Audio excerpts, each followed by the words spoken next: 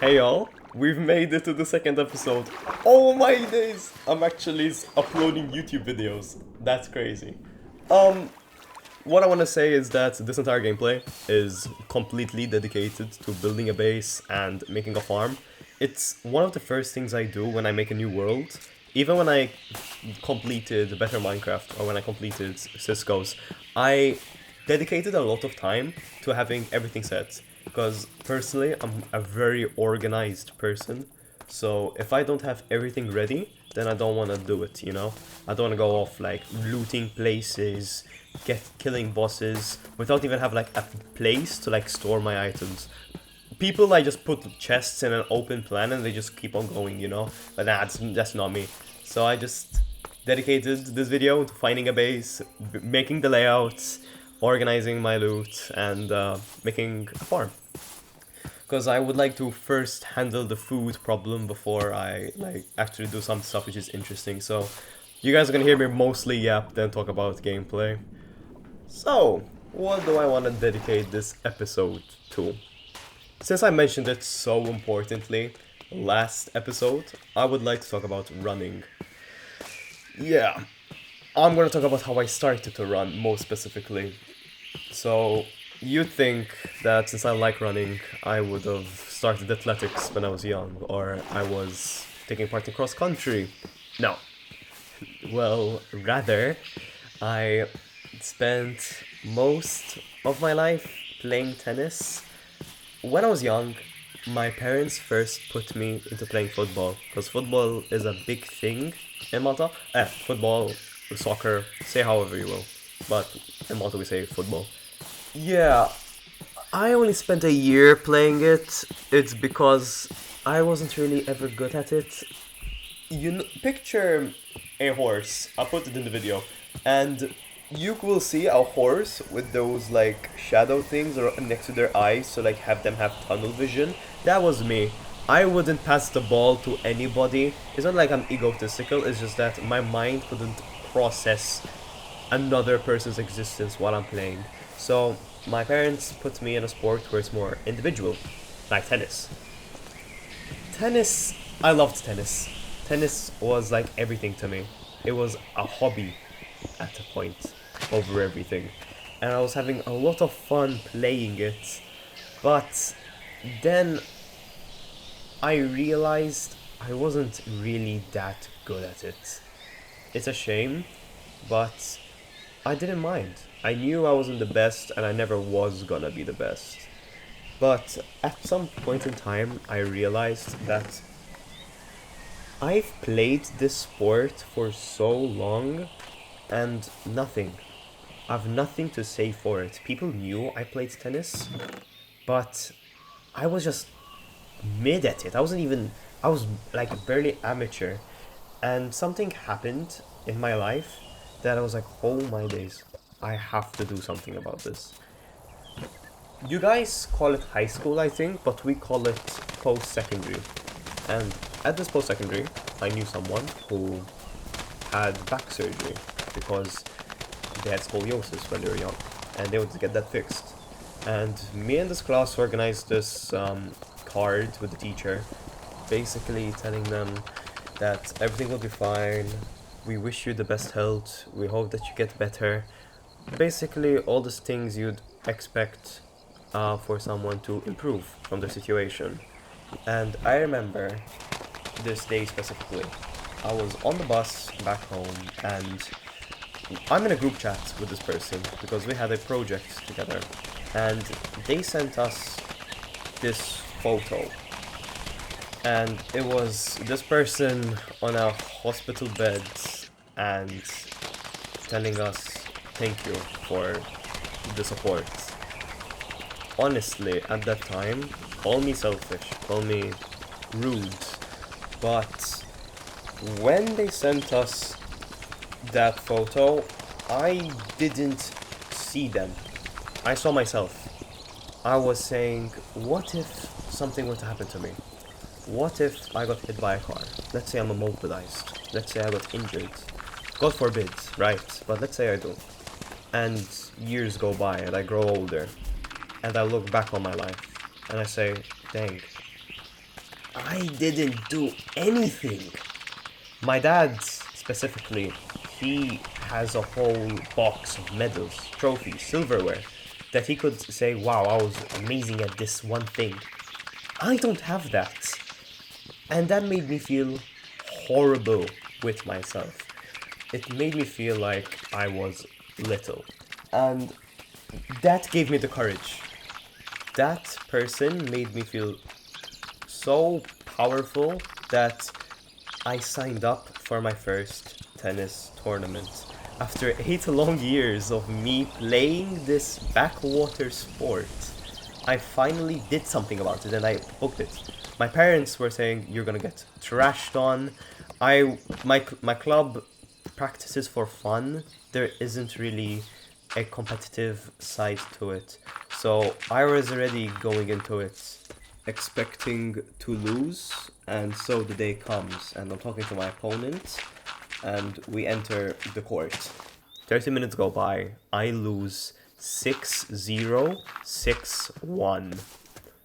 6-1, the 1 point I gained wasn't from me actually using my skills I learned over the past 8 years of my tennis experience.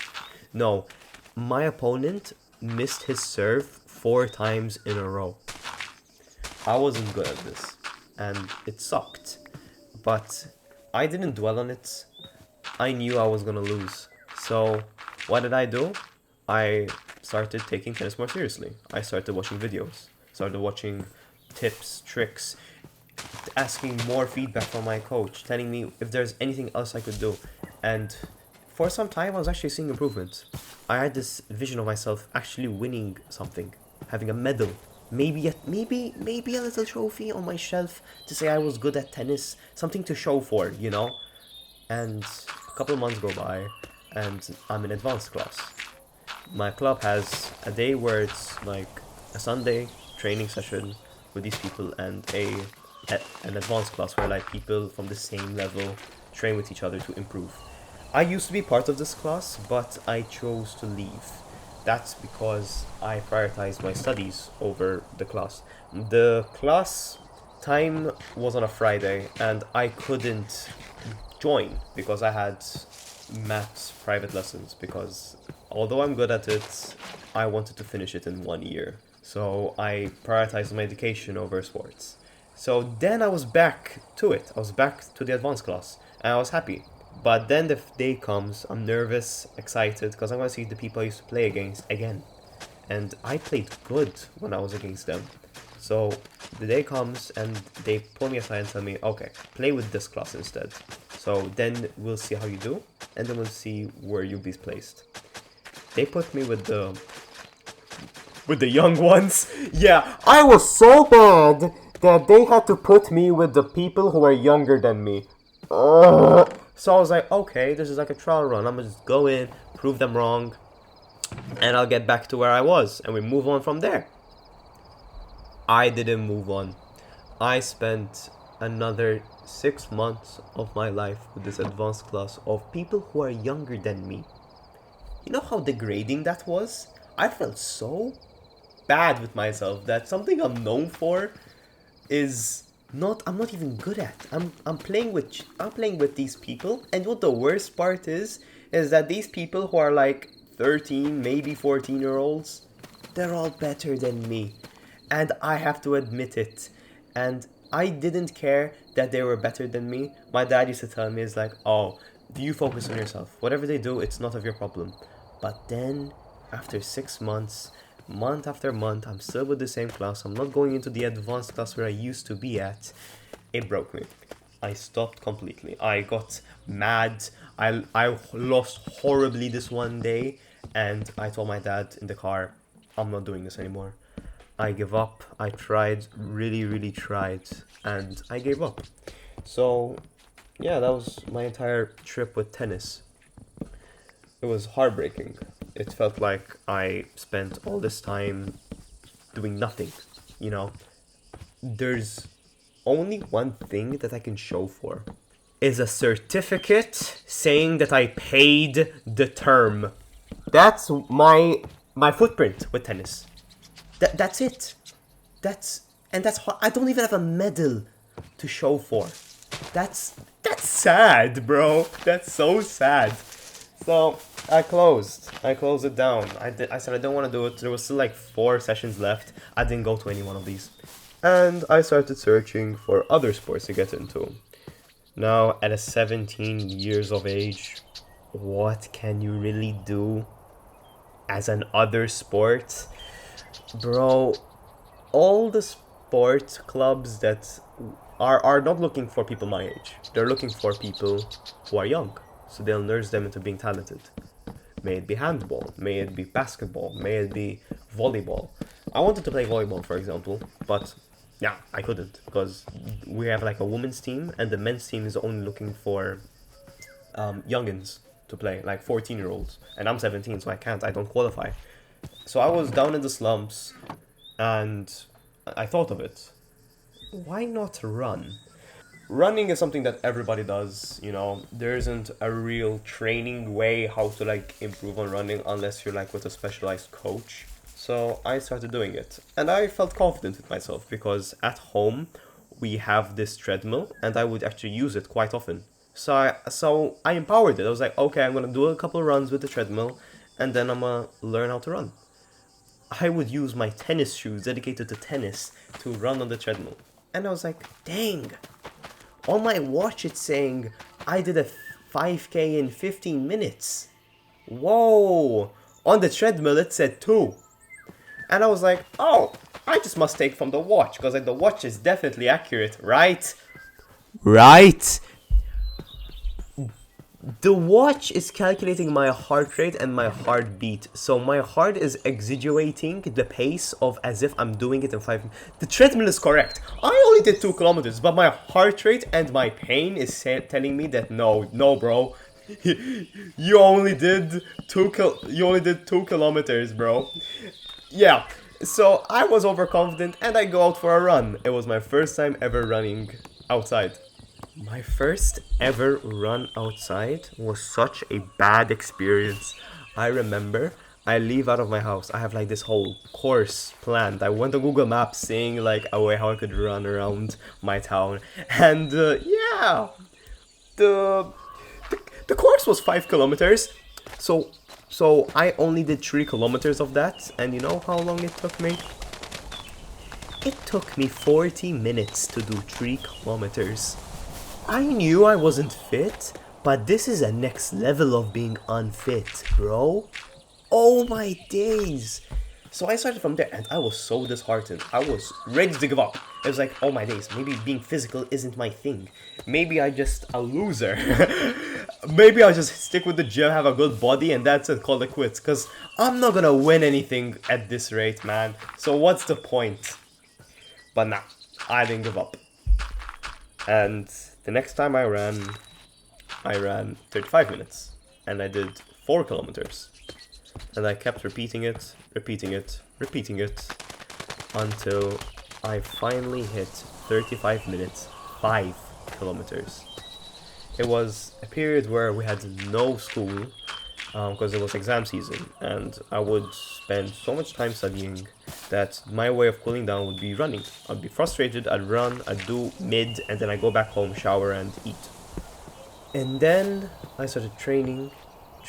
I read the David Goggins book, bro. I wanted to be him so bad.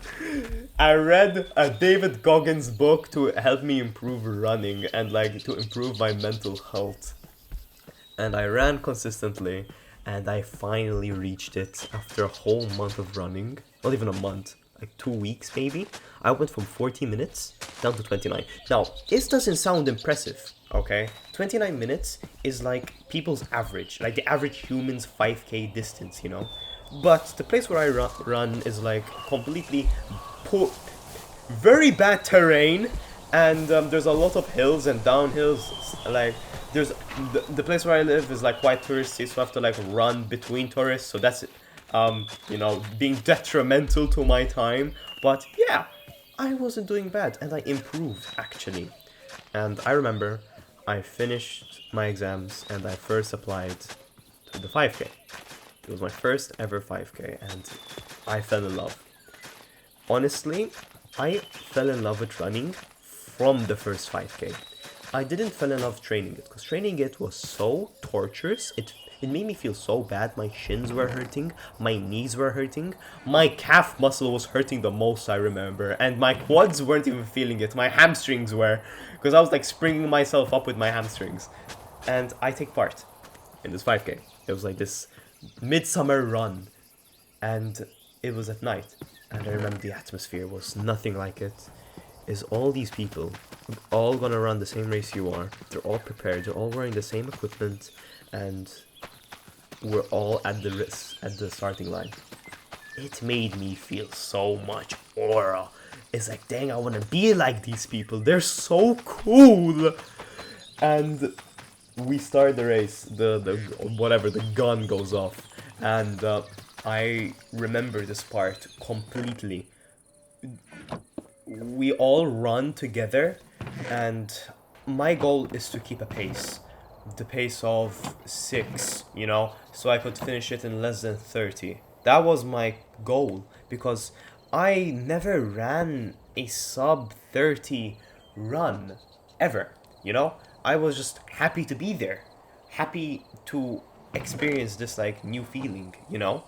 So, I remember we get off, and I'm like, running, I'm keeping a good pace, I'm breathing correctly, and I run.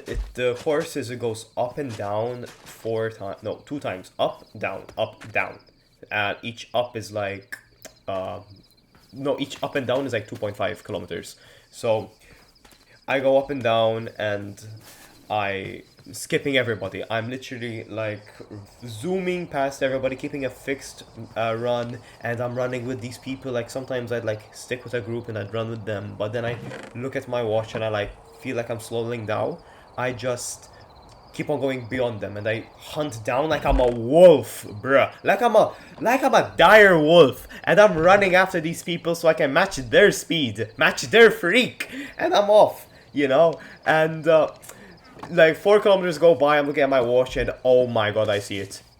I am 23 minutes deep, and there's no one in front of me. So I'm just keeping this pace. I'm like, okay, when I see the finish line, I'm gonna go zoom it. I look behind me. There was this old guy who was running with me and his team, you know, because they were like wearing the same merch. And I think I kind of like hurt his ego because I was running with him, but then I went beyond him. So I was like, alright, the game's the game, you know. And I look at him and I see him again, and I just see this guy running at me, like the guy from the Meatball animation, like Terry Crews, running after me. I'm like, oh, wait. There's no way I'm letting this guy catch me, you know? And I zoom, and I see the finish line, and with the gust, I checked my watch, I was running at 3 minutes per kilometer in the last 100 meters. And I look at the monitor, because there's a monitor saying everyone's times, and I see it, and I'm like, wait, I just got a 25:30 run. Oh my god, that's criminal. And I was hyped. And I remember telling my dad before the run, I was like telling Dad, I don't plan to be like crazy placement. I don't plan to be in the top 50%. I don't plan to like get a trophy, you know, in my age bracket. I just want to try this and see how I go. And I do end up in the top 50%. I placed like 70 out of like 170 or 180, and bro, it made me feel so good, and I won a medal. That one medal constitutes everything more than I spent doing in tennis for 8 years. Like that's crazy, you know, that just doing this one little thing like eliminated all my time spending in tennis, and I had this like new thing, which is crazy. And I was like, oh my god, I have a medal. And you might say like, oh, Malt, that's just a participation medal, doesn't mean anything. It does to me, okay? I worked hard, it's the fruits of my labor. Try and have a drought of 18 years of 17 years of existence and nothing. Finally, I won something. Oh, and I fell in love. And I fell in love with running. And that's how I started. Okay, so this is gonna be a bit deep. if there's anything you should take from this video, okay? I feel that if you're at all like in a similar situation like I was, where you felt worthless, like you didn't feel like you were good at anything, in my opinion, I think you should start running. Running helped me so much. I it gave me a different purpose. It gave me like how I could be so competitive because I loved being competitive. And yeah, that first 5K, I mean, I guess I say last 5K, but honestly, that last 100 meters where I was running with that old guy, like I was like competitive enough to like make that extra effort. It it like reignited like that like obsession I had. However, yeah, I also would like to say that don't take it to the level where I took it. So this goes after my first 5K. And this is where I would like to say being obsessed is good healthily. Knowing your limits, though, that there is this barrier that keeps you from hurting yourself and to actually being consistent and being careful with your body. After the 5K, I ran to train, because I was like looking at the next 5K I was gonna do. So I was training. My training regiment back in the day was that I would do 3 5Ks throughout the week after I finish work in the summer. This is, and then on the weekend I would do one long run. It would be 18 kilometers, maybe sometimes 20, and yeah, this 5K that I finished was on Friday, and I rested on Saturday, and I was like, there's no way I'm taking 2 back-to-back rest days, and that was a problem because I still wasn't healed over exerting myself on that first 5K. I ran the first 10K pretty alright. I was stopping, taking a breath, taking it like easy. And I remember that I was listening to these like Instagram reel, like motivational quotes. And I was like, okay, if I'm gonna run till this point and I'm gonna take like a 1 minute break, And I was running.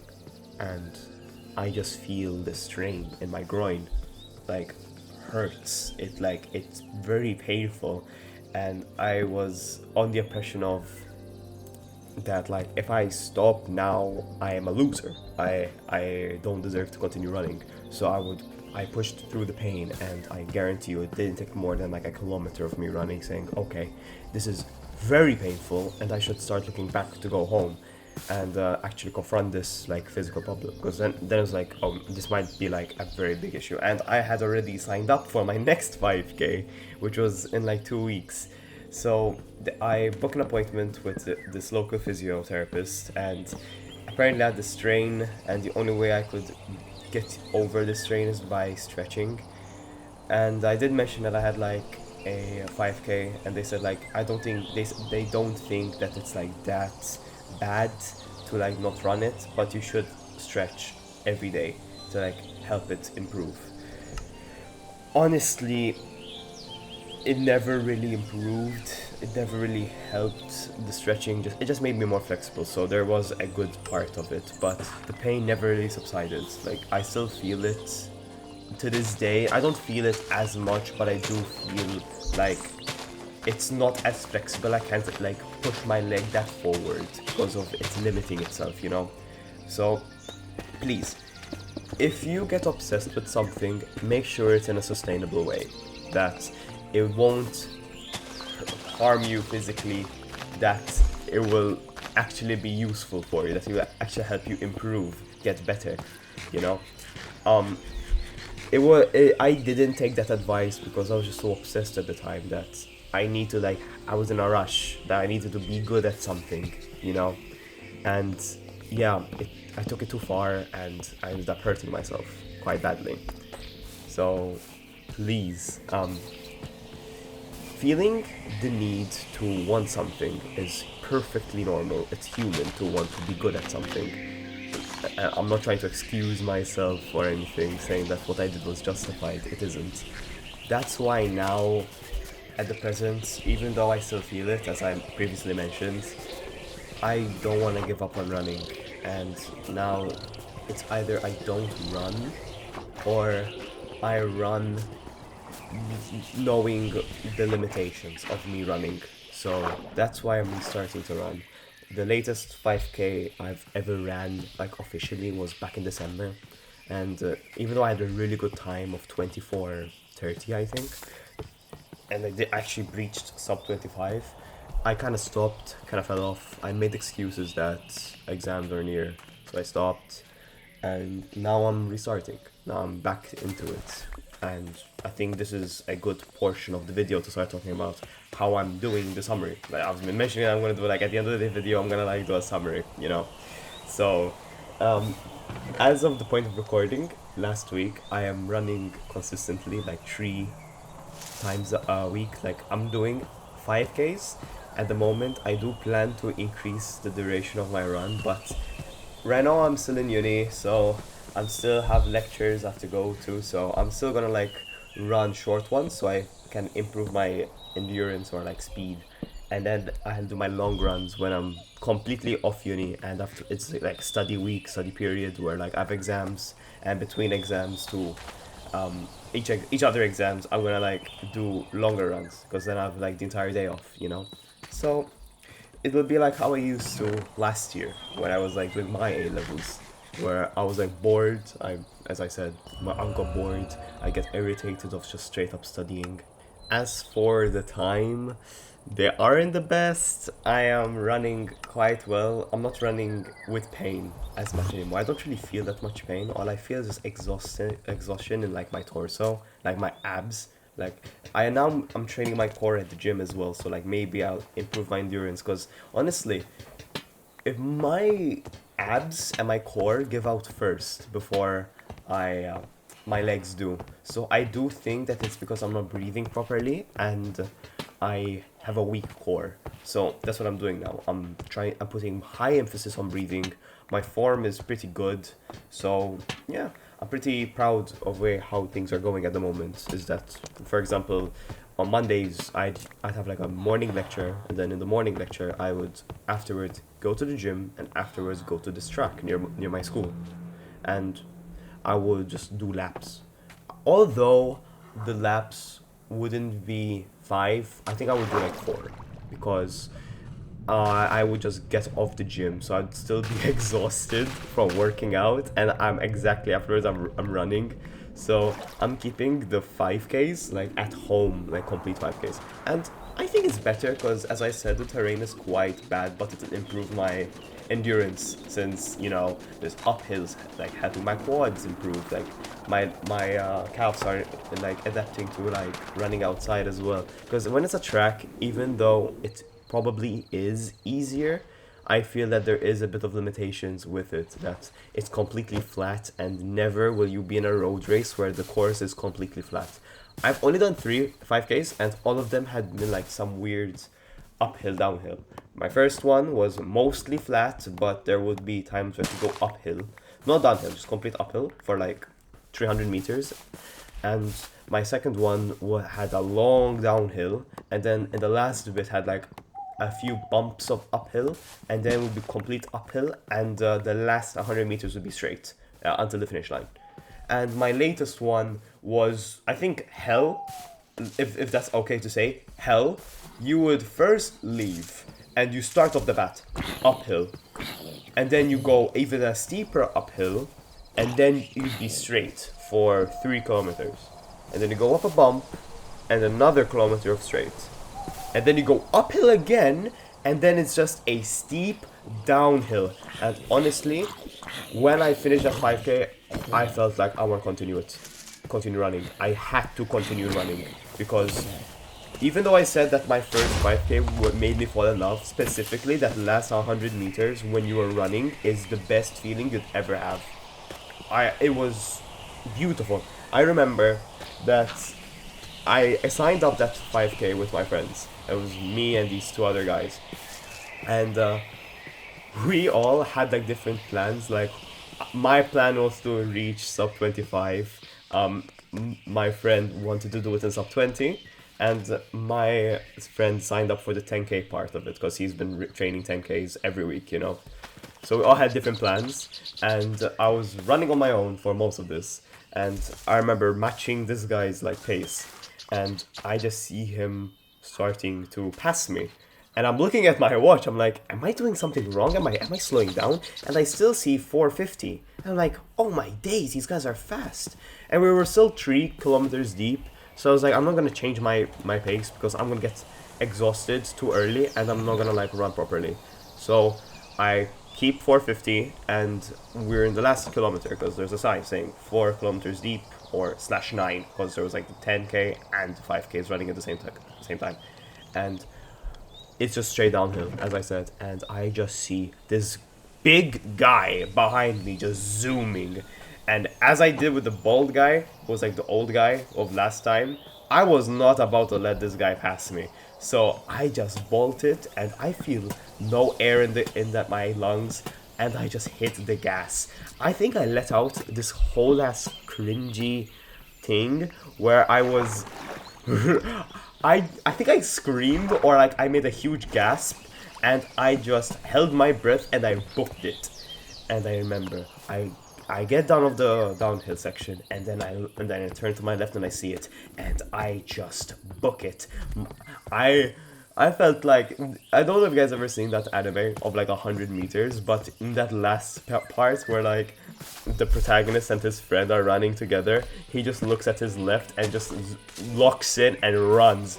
That's how I felt. It was such an amazing feeling, and that's pretty much why I wanted to like restart again, because I do miss running and I want to get back into it. And now that I'm doing this YouTube video, I feel I'm actually making myself run more consistently now. That like now it's now part of my routine. It's like that's the best thing that could happen, that it being part of your routine, because if it isn't, then you're gonna see it as a chore. But since I know that I'm gonna have to record a YouTube video like once or twice a week, that now I have to say something for the YouTube video, that I am running and I am improving. So thanks for like watching this, like me talking about this. So I appreciate it. On a bit more of a deeper note of things, just start. It's either one day or day one. Such a cringe line, but it actually is meaningful. My friends used to clown on me for even saying this line, but it's fine. Starting something you're not sure of is quite scary, you know, but it's a sacrifice that you have to make. At the end of the day, no one's gonna save you. If you want something, no one's gonna help you get it. You have to want it within yourself to be able to get it. So you can feel bad about yourself as much as you want, but no one's gonna grab you out of your slum and tell you it's gonna be okay. You're this. At the end of the day, it's your own feelings, and no one is gonna tell you how you should feel. It's at the end of the day, you're the one that's gonna feel everything. So please, if you ever feel down or like you're not enough, then try and find reasons. Try and find solutions to make yourself feel like you're enough. But this is the end of the video. So thank you all for watching, and thanks for listening to me rant about how I started running.